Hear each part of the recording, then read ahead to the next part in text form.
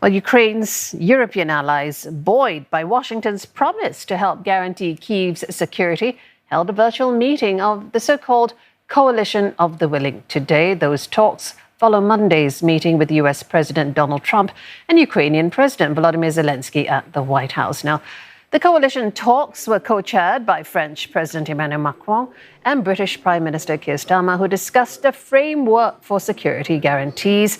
Leaders also talked about preparations for a potential summit between Volodymyr Zelenskyy and Vladimir Putin.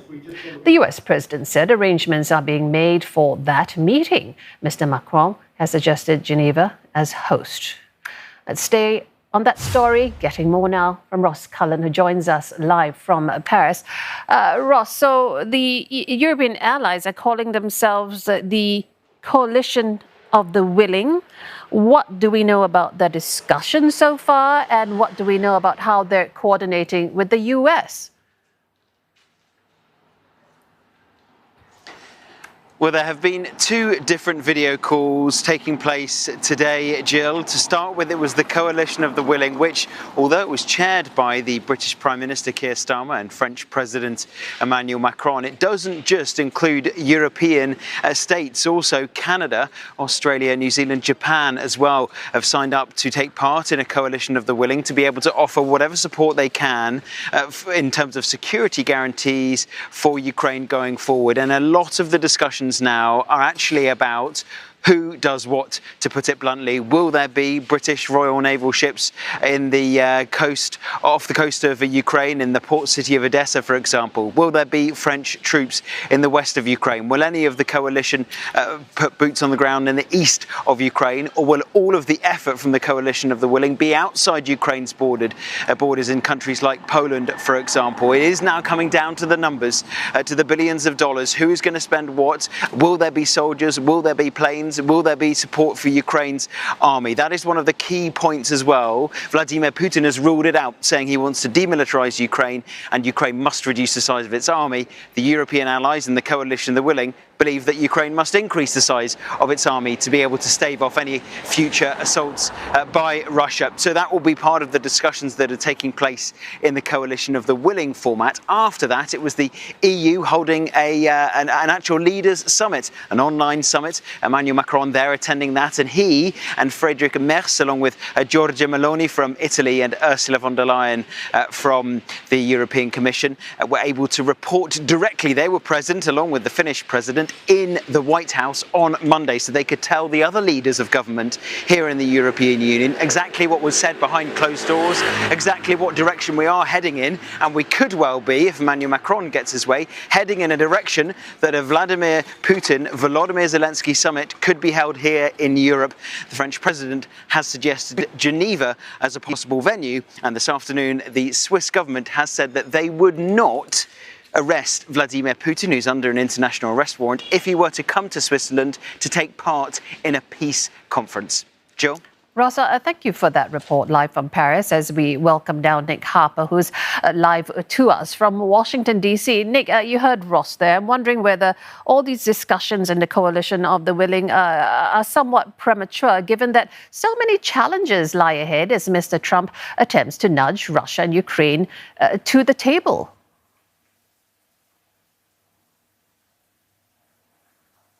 Well, I think you're right, Jill. I mean, we heard from Ross there about the Coalition of the Willing, but I think there is a question about the willingness of some parties to take part in future talks. Up until now, really, Moscow has been the outlier on this. They haven't exactly warmed to the idea of having their president sit down with the Ukrainian president. In the past, you may remember, President Putin has even questioned the legitimacy of Volodymyr Zelenskyy as the actual president of Ukraine. So Donald Trump and President Zelenskyy seem to want that meeting to take place at some point. We don't know if and when it might happen, but it's really trying to get all the parties to agree. Donald Trump has appeared on Fox News in just the last few minutes, and he's been speaking about a possible meeting. He said he hoped Putin is going to be good. If he's not, it's going to be a rough situation. He said he thinks Zelenskyy and Putin are doing okay. But he also went on to say, and I think this is the crucial part, it's possible Putin doesn't want to make a deal. And I think really that is the real issue at heart. Nobody knows what President Putin is thinking. There are lots of question marks and a lot of desire from the European side and the US side to make those direct talks happen. But making them happen, I think, is really going to be the difficult part. Indeed. Now, you know, the situation, as you well described, is so fragile, but there is still hope and a momentum that we haven't seen in quite a long time. In that interview Trump gave, or in any other comments, has he put any parameters or expectations on this face-to-face meeting that would give us some kind of hope that an agreement is within reach, or has he given some kind of expectations of what would happen if this meeting does not take place?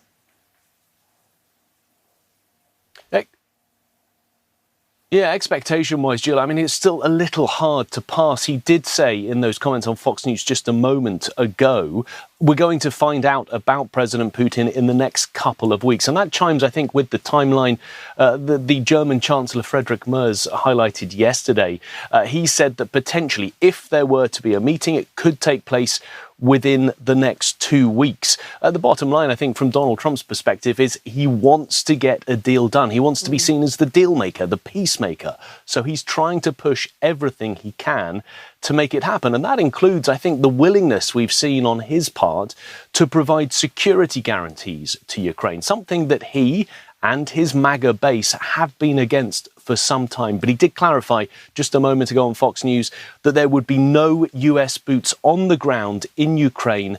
You have my assurance, because there'd been a question mark about could there be a European-led peacekeeping force as part of the security agreement. But you're right on momentum. I mean, we haven't really seen momentum like this for a very long time. If you contrast it with the previous US administration, the Biden administration, it was all about exclusion rather than engagement. He was trying to make the Russian president a pariah on the world stage. Donald Trump is trying to welcome him back into the fold. That direct engagement, that ability to pick up the phone and speak to him for 40 minutes during the course of Monday's meetings.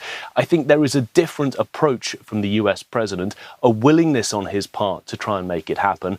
Will he make it happen? I think that still remains to be seen. Well, thank you for that added clarity. Nick Harper reporting live from Washington, D.C. And of course, we always need the other perspective from Moscow. And for that, we have Dasha Chernyshova, who is reporting live. Dasha, Moscow would have been listening very carefully to the outcome of yesterday's White House meetings. Any response we're hearing from Putin that would suggest he is coming to those face-to-face talks with Ukraine? He wants to have those, or where is the pendulum swinging now?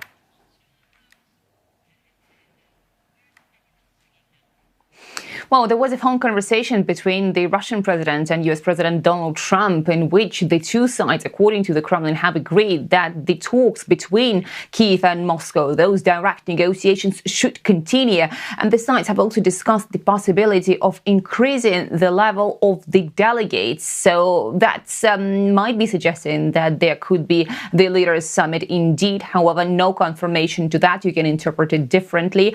The Russian Foreign Minister Sergei Lavrov has been speaking on the potential bilateral between Putin and Zelenskyy, and then the trilateral that would involve the US president, saying that Moscow is not rejecting any of those formats, stressing that such meetings at the highest level possible have to be very well prepared. Are we there yet? Remains unclear. Many of the details are being discussed behind the closed doors, and we're not just given the details of the formalities. Now we are hearing from the American side that there will be no American boots on the ground in Ukraine during Trump's presidency.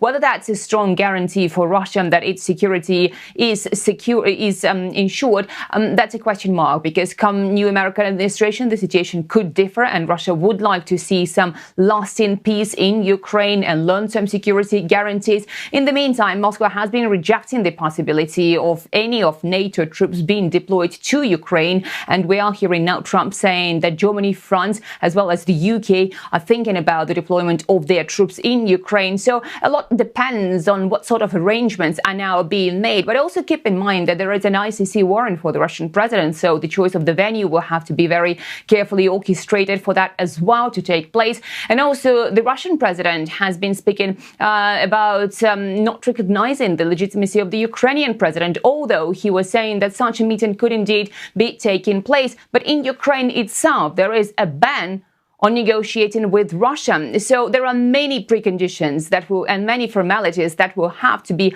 worked out before any sort of summit between Putin, Zelenskyy, and possibly involving US President Donald Trump could be taking place. You're not wrong there, but thank you very much, Dasha Chernyshova, reporting from Moscow.